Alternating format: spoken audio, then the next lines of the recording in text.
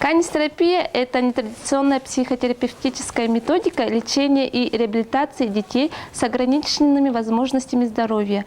Данная методика является уникальной, так как ее в Республике Саха-Якутия еще нету. И с помощью именно того, что школа поддержала, мы решили открыть кружок по канистерапии. Дети общаются, играют, контактируют, и при этом идет само собой лечение собакой, собакотерапия. Вот. Именно в игровой форме, поэтому детям все это очень нравится. Дети на занятиях должны освоить щенячий курс дрессировки. Вот. Есть такое понятие, где идут основные команды работы с щенком.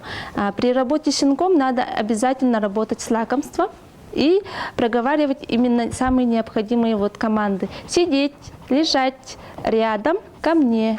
Вот. Если собака все это усвоила, щеночек усвоил, значит и инструктор тоже, кинолог, усвоил. Вот это все мы с детьми прорабатываем вместе. Нравится тебе с собачкой заниматься? Да. А почему нравится? У меня сама есть собака, хочу тренировать, тоже хочу свою собаку. Ага, а какие команды у тебя уже получается делать с собачкой? Сидеть, апорт только. Это весело заниматься?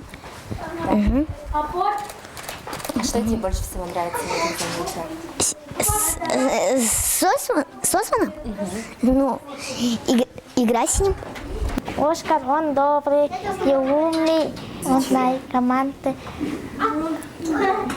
прыгает, сидеть и лежать, танцуй.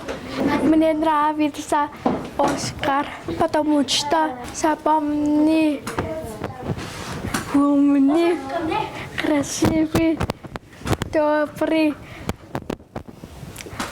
Я люблю Оскар.